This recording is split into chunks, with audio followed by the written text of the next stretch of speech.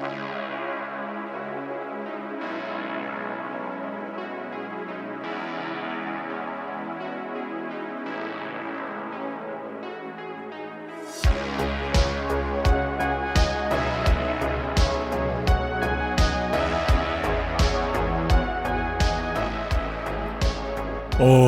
right, coming to you from 4,200 feet in the hills of Oregon, it is the voice of Chi-Town, the reddest beard in the high desert, your host of the MOA Broadcast, Sam Wilson.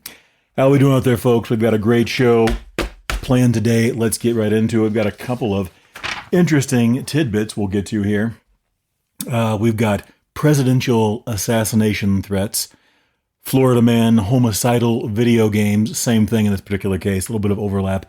Let's just say Florida is the gift that keeps on giving. Big news on ivermectin. Ivermectin. We'll get to that in a little bit, but if you've followed along, especially during COVID and other things, ivermectin has been a frequent topic of conversation. So that'll be some interesting news we got there. And then we have some more hapless hikers and motorists, along with good survival situations on how you can make it out alive. So let's go ahead and get right into it. Our first story, we go to Florida also. So we've got two Florida man stories today. A Florida man allegedly threatened to assassinate President Donald Trump and launch missiles to destroy New York in a series of 911 calls. Now, it doesn't say if he means New York State, New York City, or some other part of New York, just that he planned to destroy New York with missiles. Apparently, he was making these threats to 911 itself. Justin Blackston, 34, of Loxahatchee, made multiple 911 calls to the Palm Beach Sheriff's Office on February 26th, citing an arrest report from the Sheriff's Office. "I need a ride to the airport to be taken to the White House to assassinate the president," he allegedly said in one of the calls. "I'm about to launch the missiles to destroy New York," he allegedly said in another call. "I'm a Confederate soldier." Oh, man. There we go. "I'm a Confederate soldier and I'm looking to get revenge. My missiles are attracted to Donald Trump's tower." Wow. In other calls, he allegedly told dispatchers to tell the FBI that I'm a mass murderer, and he wanted Trump to go over to his house because tomorrow's his last day on planet Earth. Deputies responded to his home. He was not there, but they arrested him the following day. He was charged with making a threat to throw, place, project, or discharge a destructive device and falsely reporting a bomb or explosion and making false 911 calls. According to a former Secret Service agent, Jason Russell, a 10-year veteran, he told the outlet the 911 recording sounded like the idle rant of somebody who's mentally deranged. The man has an extensive history of mental health-related encounters with local police.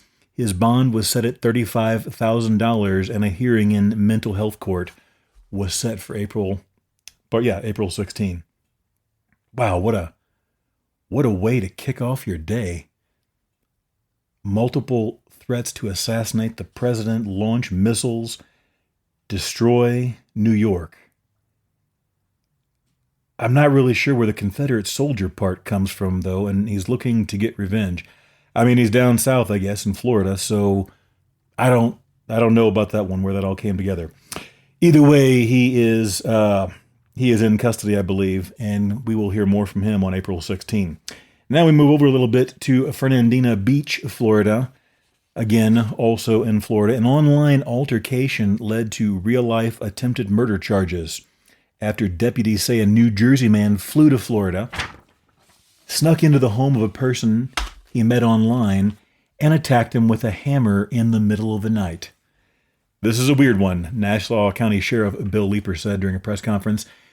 The sheriff states that the man, Edward Kang, 20, hopped on a plane from Newark, New Jersey. I don't blame him for wanting to leave Jersey.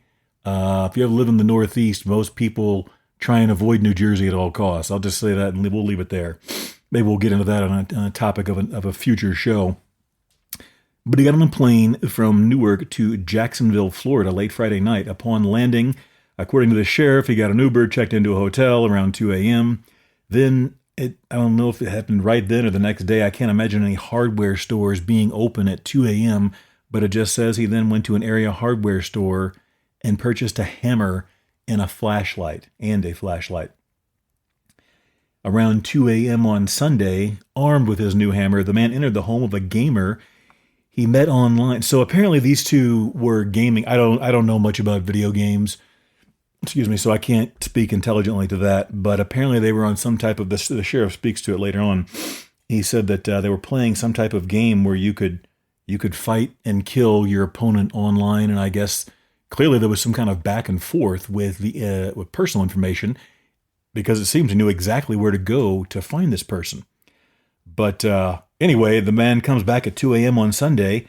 He walks right through an unlocked door. So the guy's, his front door isn't even locked, or some door to his home. His house is unlocked. The guy just walks right in at 2 a.m. What's the guy doing? The victim is playing video games. You can't make this up. So the aggressor came in. The victim was playing video games. He had taken a break to go to the bathroom. However, once he opened the door, he noticed the suspect standing with a hammer raised in the air in an anticipated strike position, wearing all black, gloves, and a mask. So he's standing there like Michael Myers while this guy is going to the bathroom. Now imagine this. You're just sitting there playing video games at 2 a.m. in your home.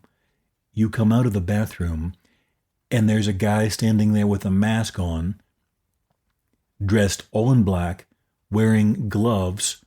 It doesn't say what kind of mask. I'm just going to, in my mind, I'm going with the Michael Myers creep style mask. That just makes perfect sense to me. And he's wielding a hammer held overhead, ready to do you some bodily harm. What a wild way to end your video game break. He probably had some Hot Pockets or pizza roll or something right there too. And I guess those are going to get cold now because these guys are going to the hospital. He broke into the victim's home to, we believe, kill the victim, the sheriff said. The suspect and the victim then began to struggle, and the victim wrestled the suspect to the ground. While the two were fighting, the victim's stepfather heard screams. When he entered the room and saw what was happening, he and his stepson disarmed the aggressor and held him until deputies arrived. Both men were taken to an area hospital for medical treatment, and then the aggressor was taken into custody. When asked why he did what he did, why he flew down there to Florida from New Jersey and broke into this man's home and attacked and assaulted him, apparently, allegedly, with a hammer, his reply was, he is a bad person online. The sheriff simply replied, I would say, Mr. Kang, it's going to be a long time before you play video games again. Man, what in the world are they doing down there in Florida? I guess, okay, technically, I guess you can't blame all of this on Florida. The quote-unquote, the bad guy of the story is from Jersey, which, I mean, I wouldn't want to go there no matter. I'd much rather be in Florida than New Jersey, all things considered on every which way. But although there was some really good Italian food in New Jersey, I got to give them that. Had a lot of good pizza, a few good steaks in New Jersey, and some good hot dogs, actually. That being said, I could do without it, especially the cost of going over there and traveling. But man, what a wild, wild story. Okay, we go next to Lynn County, Oregon. This is about 2 hours south of Portland, give or take. For those of you non-Oregonians, 3 lost or stranded drivers were rescued from snowy forest roads in Lynn County Wednesday morning, according to the OSP. That's Oregon State Police. Shortly after 9 a.m., officers saw a car sitting on the shoulder of Highway 20 near milepost 68. They determined the driver, a 30-year-old woman, had left her vehicle for unknown reasons and walked up a nearby Forest Service road. There's not enough information really to figure out exactly what happened to get her here, but this lady seemingly, again, we don't have a lot of facts in the story, but she made some seemingly very poor decisions. She left her vehicle to go up a service road. I don't know if she was familiar with the area and thought she knew a way out. A lot of times these service roads, they go nowhere. They lead you into a place where lumber is cut or, a number of other things are done, but they oftentimes will take you deeper into the wilderness and they don't take you anywhere. Now, maybe this one didn't. There's a lot of service roads around here that they go nowhere and they get very rough very quickly. A lot of them are not maintained very well at all. So she left, she abandoned her vehicle. I guess it did not run anymore. It doesn't really say in the story that I could see. She walked up a nearby service road. The Lynn County Search and Rescue and an OSP team with a tracking dog helped search for the woman and found her lost and in distress about a mile from her car.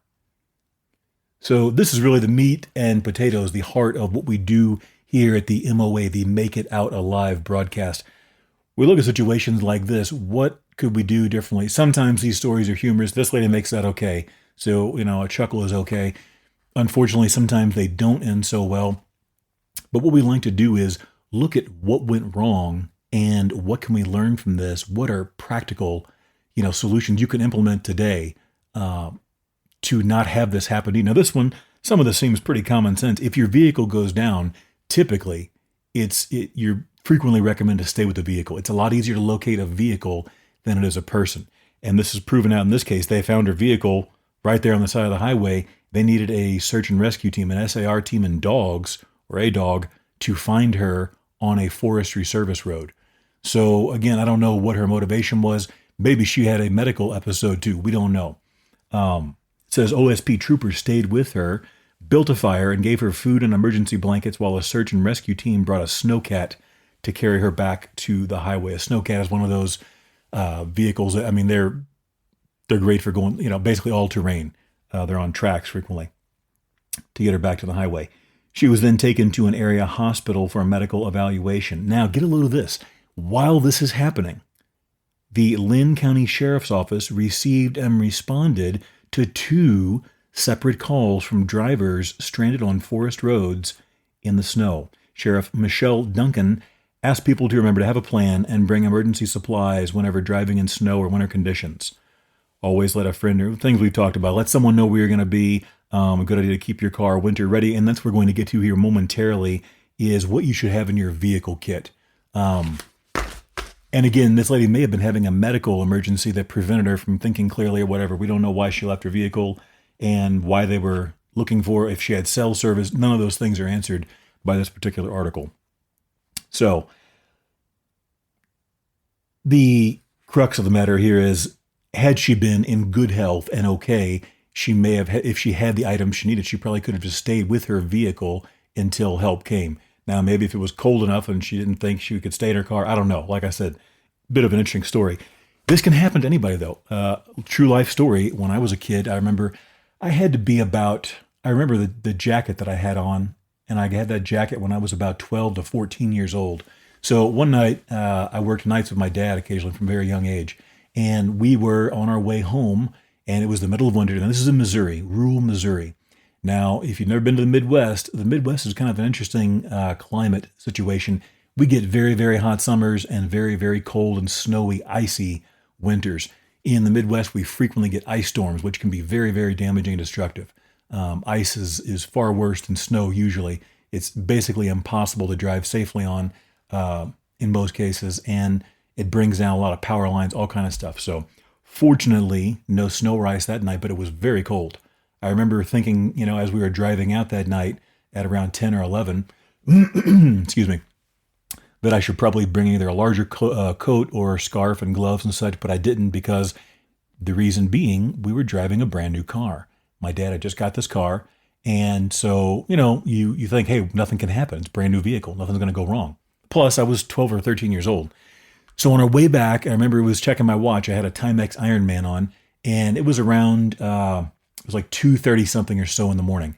And all of a sudden, boom, we had a blowout on this deserted state highway. Very remote, relatively speaking. And we're on the side of the road, and it's like, great. So we get out, like, let's pull over to a safe spot. We're going to walk back there and get the spare tire and change this thing. Open the trunk, and there's no spare tire.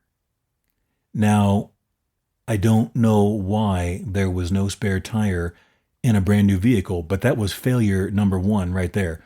We should have checked that. My dad, if you want to blame him, I don't. Everybody makes mistakes. He was a real good dude. You want to check and make sure your spare tire is there. Make sure it's aired up. I needed my spare tire a couple of months ago, and it was flat. Fortunately, I have an inflator in the vehicle, so no big deal. But there were no other tools, no other kit. I think we had a flashlight, but that was it. So what did we do? We had to hoof it. Now, we were at this point about 13, 14 miles from home, and it was bitter cold. So walking all the way home was not an option. This is before cell phones, man. So nobody had like a cell phone to, and even if we had one, I don't think they were out yet, but even if we had one, or not commonly anyway, there would have been no reception there. So we did something that would be almost unthinkable in today's world. We walked up to the nearest home we could find at like 2:33 in the morning and knocked on the door. And they opened it and they let us in their house. And my dad called home and mom came and got us, and we came back the next day and got the vehicle taken care of. But we had failures on multiple levels there. The tire wasn't there. We weren't prepared with a toolkit and a number of other things. So it can happen to anybody. You can better believe, though, the next day, my dad got that vehicle fully outfitted for just such emergencies. So fortunately, no casualties in that story. And that brings us to our vehicle emergency kit. What should you have in a vehicle emergency kit? I didn't do an exhaustive write-up because this is going to depend on your area, where you live, the weather, climate, how far away you are from, your next town and whatever. I'm going to go through most of what I didn't pull my whole kit out and go all the way through, but I did look at it and go by memory and pull a few of the components out. Here's what we got in my vehicle emergency kit. I live at 4,200 feet in the hills of Oregon. We have pretty long, cold, and sometimes harsh winters. So that's going to be probably the exposure will be the biggest danger here. So I kind of focused on that. I have multiple blankets. I've also got a spare pair of gloves and like a beanie, a sock cap type thing. Obviously a couple of bottles of water. You want to make sure if you have water bottles that these are not filled to capacity, because if you live in a cold climate and they freeze, they will burst. And when you need them, they will be dripped out all over the back, the back seat of your car, on the floorboards or whatever else. So just keep that in mind. Just throwing a brand new sealed water bottle in there may not be the best choice. Some snacks, nothing crazy or extensive with food in my particular case. I don't really think I'm going to be spending multiple days, hopefully, in the vehicle, unless something really goes wrong. If there was an emergency that was specific, then I would probably, try and plan ahead. So things like granola bars or power bars, that kind of stuff, nothing really complicated. It's basically going to be to munch on, hopefully, while you're safe and waiting for rescue of some sort. Flashlight. Any guy in America, most guys in America probably got 2 or 3 flashlights stuffed in their car in multiple places. Flares. This is particularly important if you're in a very dark area, or if you're like on a blind curve, to let people know to slow down as they come around if your vehicle is stuck and stranded in the road or whatever. Fire starting kit, self-explanatory. Tire repair plugs. If you use these, or if you have these, make sure you know how to use them. It's very easy to plug your own tire. In fact, I've done it on the side of the road multiple times. I've done it on the side of a highway. I've done it in gas station parking lots. I've done it in my driveway. It's very easy to do. Just make sure that you then also have an inflator to be able to air your tire up afterwards. So you can easily do this on the side of the road, though. Not that big of a deal. Let's see, a jack, spare tire, the appropriate lug wrench that you're going to need. And I always throw a 2x4 or 2, 1 to 2 foot length in there, or maybe a small piece of plywood or something, because sometimes you may be on ground that is very soggy or wet and damp. And if you do that and you jack the vehicle up, it may just sink into the ground. So a piece of wood, you have to make sure you do it safely, but a piece of wood can oftentimes prevent that. I've been broken down on like gravel roads or on roads that don't have a shoulder and you have to pull into the grass. And if I hadn't had a piece of wood to put underneath the jack, I would have never got the vehicle raised, because you start jacking it up and the jack just goes right into the ground. Let's see, a basic toolkit. I've had to change serpentine belts, alternators, and batteries, and a number of other things right on the side of the road. If you have a basic toolkit, usually a good socket set and a few screwdrivers and a pair of pliers or two, you can get through a lot if you have a little bit of practice and knowledge beforehand on how to use those items. A signaling device, we're going to get into that momentarily. A battery jump box, and let's see. Now, if you are in a rural area or wherever your area of operations is, if it is legal and safe for you to do so, it's not a bad idea to have a firearm under certain situations or circumstances. I'll give you two stories. The first is tragic, but okay, let's just get right into it. A buddy of mine once was driving down a country road and he struck a dog. Okay. Now he gets out of the car. He's obviously very much upset and he goes back. The dog it's not in good shape. Okay. So he's like, I gotta put this thing down. This is like 25, maybe 30 years ago. This is a while back, 25 years ago. So he's in the middle of nowhere. And so he goes and he doesn't have a firearm in the vehicle. So he goes and the story is horrible. I'm sorry, but this is a true story. It's horrible. He goes and gets a tire iron and he thinks, okay, if I can just knock the dog out first, then I can, finish the job. So he starts hitting this dog in the head with the tire iron and he cannot knock it out. Boom. Nothing. Boom. He's smacking this dog with the tire iron. The dog won't go out. So after several strikes, he's sitting there thinking, oh my God, he's ready to cry. He feels horrible. He's out. The dog is obviously feeling even worse. He's bleeding and moaning and yelping and whimpering. And all of a sudden, another vehicle comes pulling up. Guess who? It's the dog's owners. So they pull up and this guy is beating on their dog with a tire iron. And they, of course, some very colorful language and explanations follow. Long story short, they take the dog into the vet to be, euthanized. He leaves at that point. He gets a letter. I don't know how he finds it. They call him or whatever. A couple of weeks later, the dog survived.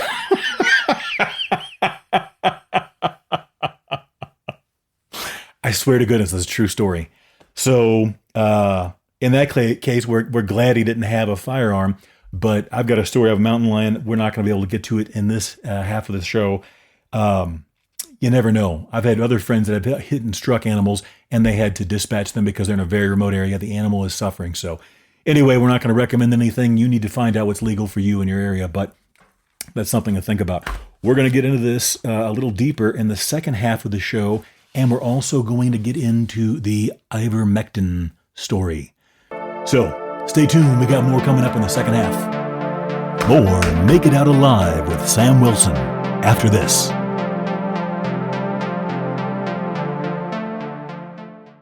Want to get your business noticed? Sponsor a show on KKFO Gold Country Radio on 103.3 FM and create awareness through on-air announcements, our online stream at goldcountryradio.org, and our podcasts that live on forever. Your message reaches a broad local audience while also targeting listeners who choose to tune in to the shows they love. Plus, we promote your sponsorship across our website and social media. For more information, email goldcountryradio@gmail.com. Call 541-238-6989 or visit goldcountryradio.org. Gold Country Radio, your message heard locally and beyond.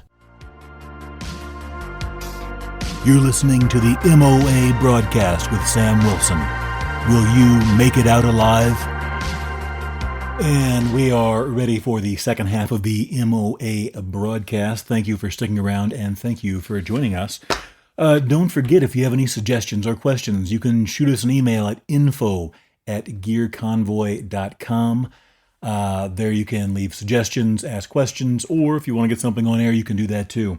We also have a Patreon page. If you would like to get the video version of this podcast, go to Patreon, the www.patreon.com/Gear Convoy, I believe. Look for Gear Convoy or Sam Wilson MOA Broadcast. You can find it there. The links are also on our website at www.gearconvoy.com. It's all over the place. You can't miss it. But the video adds a little nice touch. And there's also subscriptions and things you can do to get more features. Now, that being said, we left off the first half. We were talking about a vehicle emergency kit. We didn't get to knife. You need to have a knife in there as well. Like I said, most guys, knives are like flashlights.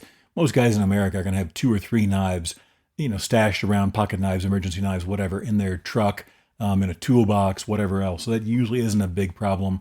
You may want a small hatchet or a saw or machete or whatever, depending on where you're at, but usually a cutting implement of some sort. The idea, again, with all of the underlying theme with all that we do here, the idea is to hopefully prevent yourself from being found in one of these emergency situations in the first place. Sometimes it cannot be avoided. It's happened to me on a number of occasions, things that were completely beyond my control. And, you got to be prepared. And if you're not, then you pay the price. Like when my dad and I had to walk home in the middle of the night or walk to a farmhouse. Thank goodness that the homeowner was not trigger happy. I mean, some people will literally come out shooting first and they ask questions later. So anyway, where we left off, though, was the other item I didn't really get to was signaling device. Now, you may ask yourself, why is a signaling device, or why could a signaling device be important? We're going to do a quick news story here from an Arizona case. Now, this is a little bit different than a roadside emergency. This guy was a hiker. But we're going to read through this, take a couple of minutes, because it's very applicable. And this shows what the potential penalty or cost can be for not being prepared.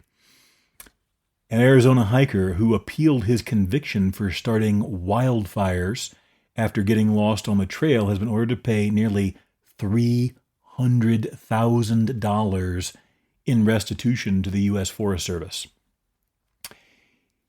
Well, let's get into it. District Judge Michael T. Liberty, sorry if I'm pronouncing that incorrectly, delivered his verdict earlier this week in the 9th U.S. Circuit Court of Appeals, saying that Philip Powers had acted unreasonably when he set the fires. So let's get into what happened here. Powers was day hiking in hot weather in the Coconino National Forest in May of 2018 when he became lost and started a small fire to try to attract rescuers. Not unreasonable on its own. Fire restrictions were in effect in the area at the time, so there's a bit of a fine line. According to reporting by the Arizona Daily Independent, the following day, Powers started 2 more fires when he ran out of water and had to drink his own urine. Now, I don't know why people continue to do this. I don't know. There may be some benefit. I've done a lot of research on this. Most of the research I've come across has been, you're not really doing yourself any good. Each time you consume or drink water, the wastes are excreted out. Okay, so once it cycles through the body and becomes urine, now it's packed with, or at least contains, a certain concentration of waste materials.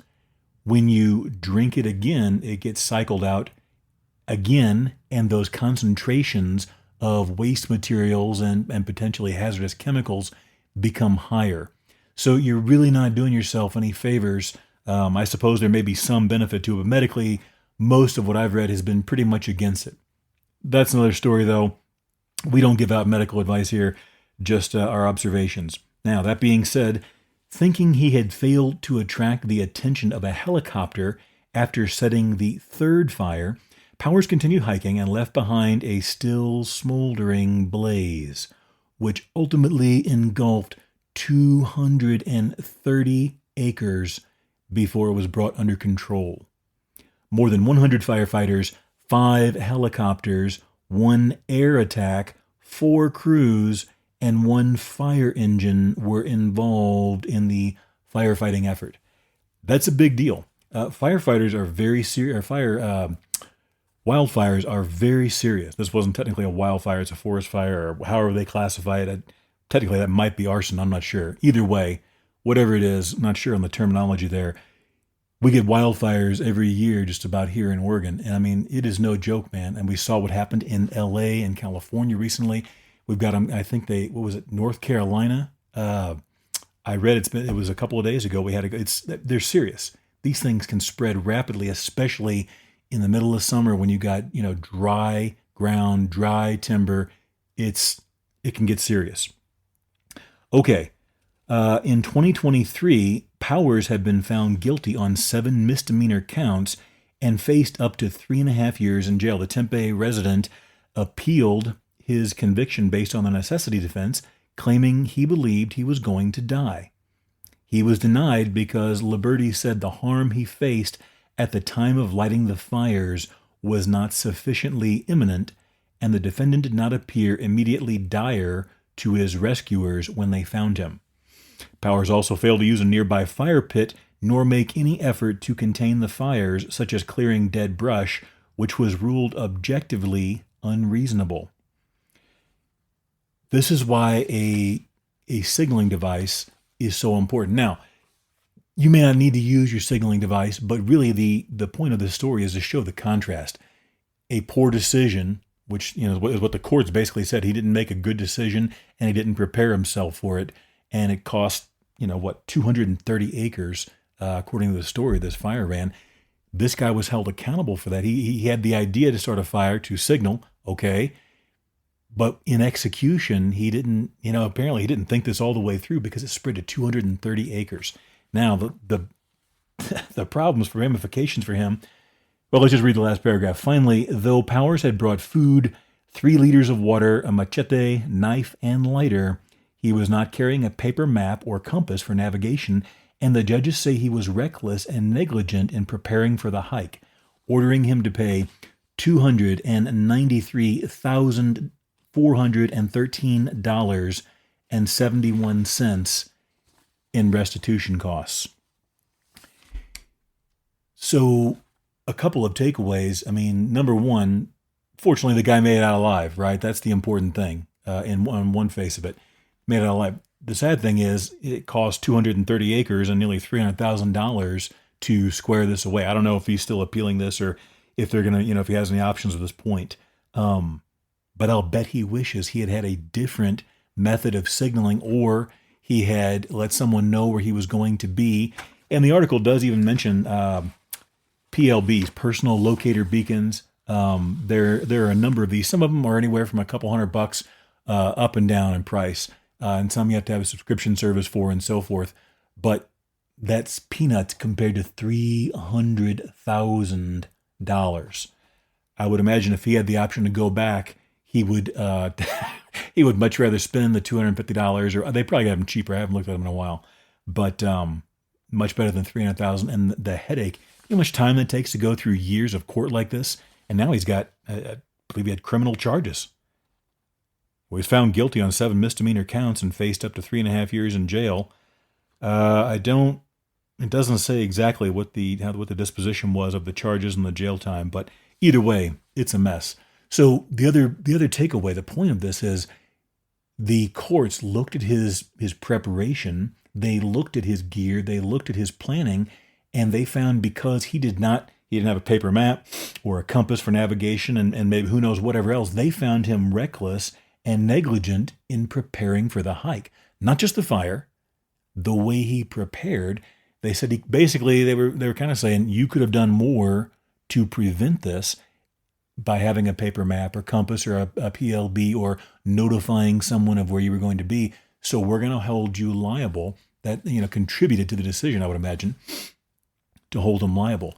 So the takeaway for us is make sure you're not that person. Don't do that. Learn from this. Like I learned from my story of, not having a spare tire in the car. Learn from this. Make sure you're prepared ahead of time. Now, we head to Arkansas, Little Rock to be exact. An Arkansas bill that would allow Ivermectin, an anti-parasitic drug, to be sold over the counter has passed in the Senate with a 31-4 vote on March 6th. Now, before we get into this, I just want to do a quick reminder. As you know, folks, here at the MOA Broadcast, we do not get politically involved. We do simply what most of the mainstream news and media used to do, which is give you the facts. Then you make your own decision and your own determinations based on that information. We're not going to tell you how to feel or how to think. We're just going to share the info. Some things do get politically involved, but we remain apolitical in our reporting. Back to the story. Ivermectin tablets are typically used to treat conditions caused by parasitic worms.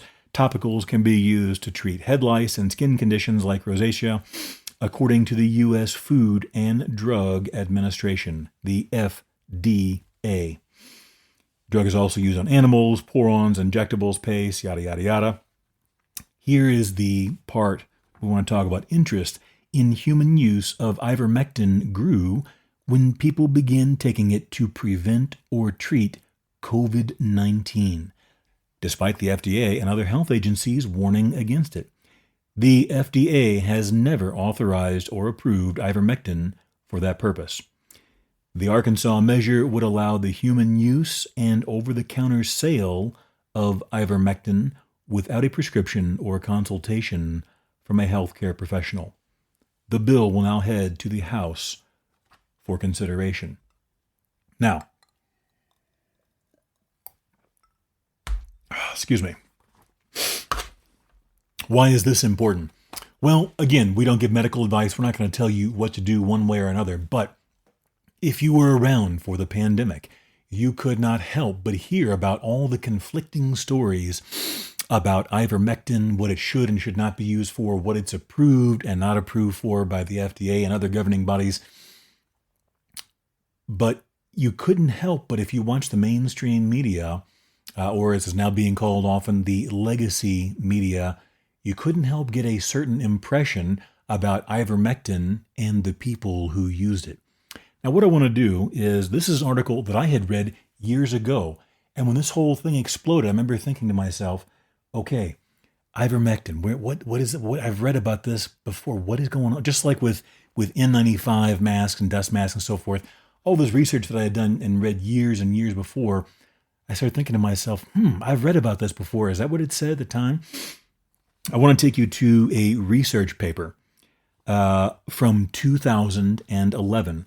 And then I'm going to read you something more currently, and I want you to see the contrast between the way ivermectin is portrayed and spoken about pre-COVID and then during and post-COVID, okay? I'm just going to read it. You make your own decision. We go to the article, Ivermectin, Wonder Drug from Japan, the Human Use Perspective. Excuse me. Discovered in the late 1970s, the pioneering drug ivermectin, a dihydroderivative of avermectin, originating solely from a single microorganism isolated at the Kitasato Institute, Tokyo, Japan, from Japanese soil, has had an immeasurably beneficial impact in improving the lives and welfare of billions of people throughout the world. Originally introduced as a veterinary drug, it kills a wide range of internal and external parasites in commercial livestock and companion animals. It was quickly discovered to be ideal in combating two of the world's most devastating and disfiguring diseases, which have plagued the world's poor throughout the tropics for centuries. It is now being used free of charge as the sole tool in campaigns to eliminate both diseases globally.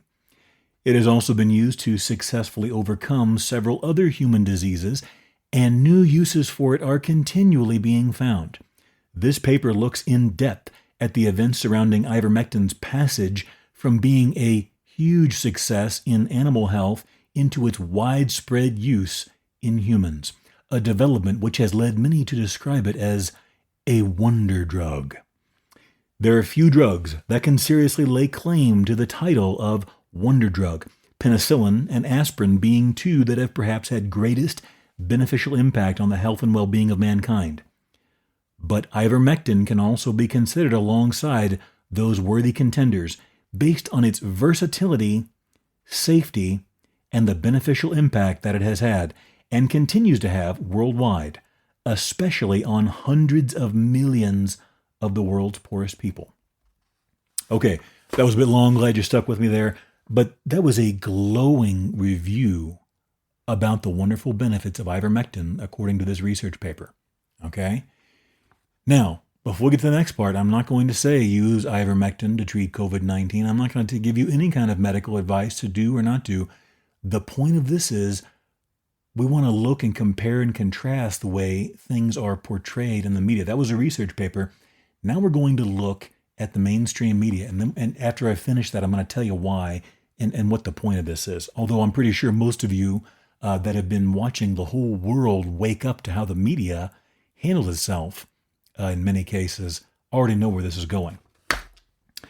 So we go to a popular. I'm not going to use the magazine. If you really want to know which one it was, you can email us at info@gearconvoy.com. I'll tell you, but I don't want to drag anybody through the mud or try and make somebody look, bad. We're going to cherry pick a few lines out of this article, but it's just for the emphasis of how different these two articles are. Here is the headline of the article. Do I have the source on here? Yeah, we'll get to that later.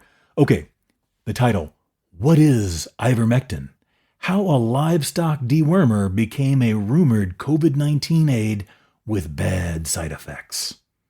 Now remember how the previous article just talked about how safe and effective for hundreds of millions of people ivermectin was. Here we have how a livestock dewormer became a rumored COVID-19 aid with bad side effects. September 3, 2021. There have been lots of cases of liver problems and liver failure, severe GI upset, and even things like seizure and coma, says the doctor. You know things are bad when the U.S. Food and Drug Administration posts a drug warning on social media that reads, "You are not a horse. You are not a cow." That's what the agency did in August to discourage consumption of ivermectin, an anti-parasitic medication most often used as a livestock dewormer that's become a sought-after yet unproven drug to treat or prevent COVID-19. So what do we learn there? Again, we're not going to get political. We're not going to give medical advice. We're not going to give personal advice other than to use your brain. One paper, several years, almost a decade almost, pre-COVID, talks about what a wonderful and safe and effective drug this is. Now, obviously, it did not advocate for using it for COVID-19. We're not doing that. We're not getting on that end of it. But then, for whatever reason, when people started to use it for that purpose, and I'll tell you this, I did a lot of reading in preparation for this. To make sure I had gone through this again, there were a lot of studies that kind of went either way. So who knows? That's the topic for a different episode or a different, series altogether. We're not going to do that today. But the point is, the media is sitting there going this way. What do I learn from this? What do I think of myself? It shows to me the importance of getting your news and information from more than one source. The thing with legacy media, as I now call it, for years, for decades, if not longer, has had almost a stranglehold on information. Okay?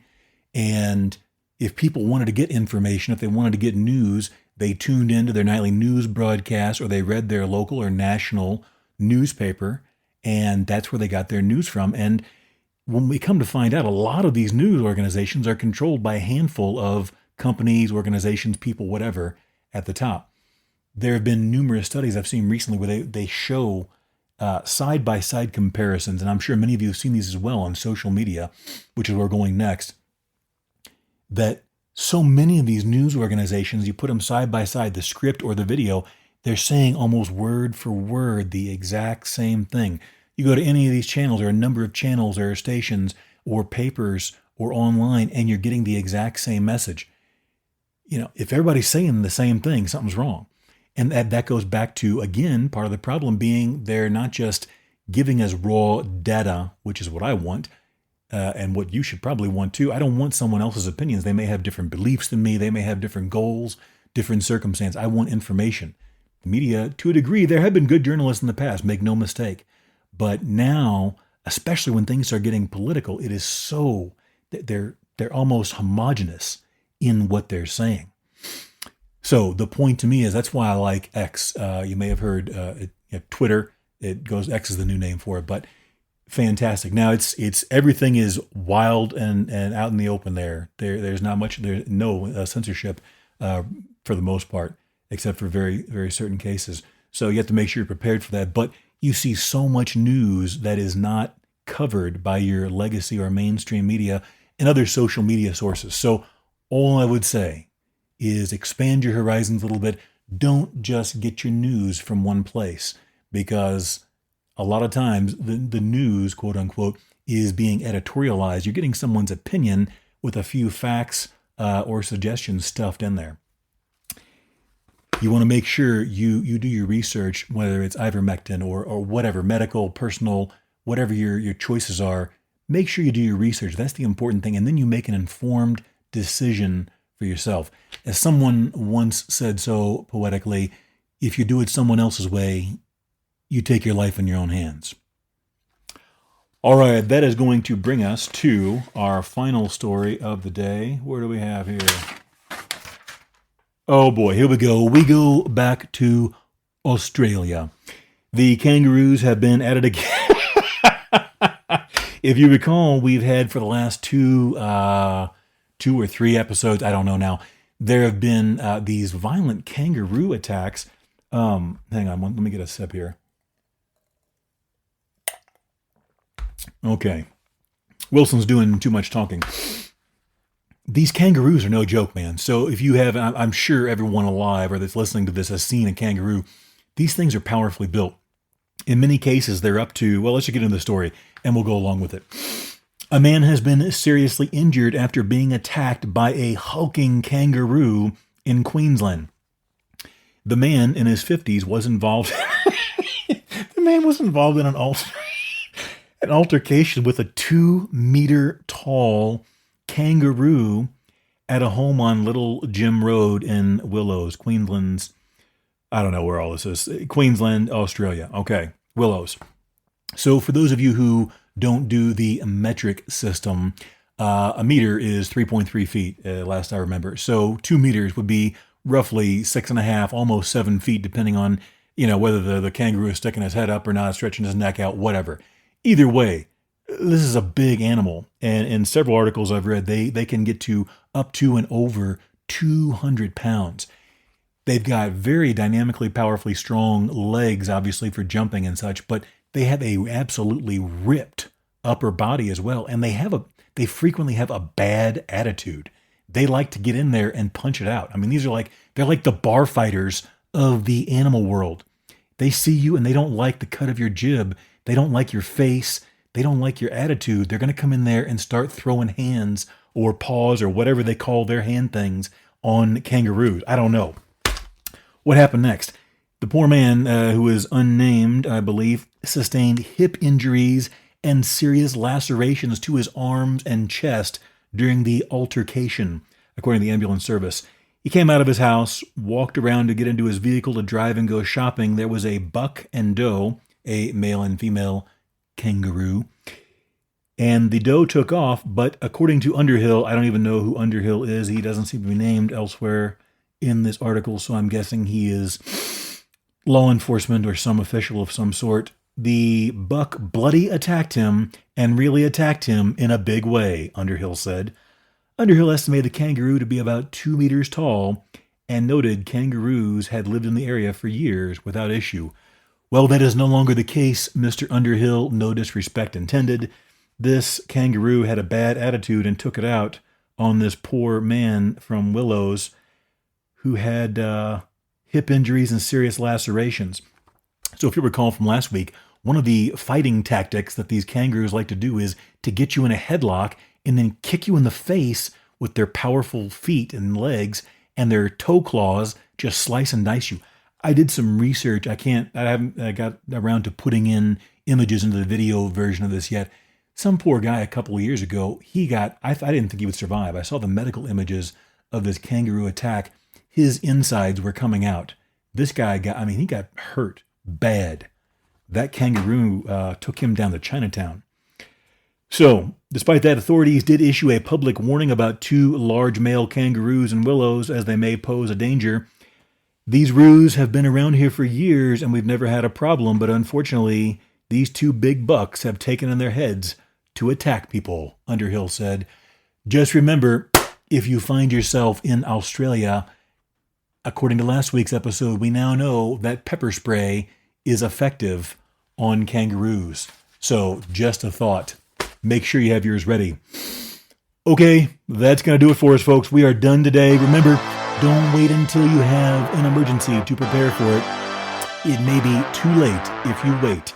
If you don't make it out alive, you don't make it out at all. Stay safe out there, folks.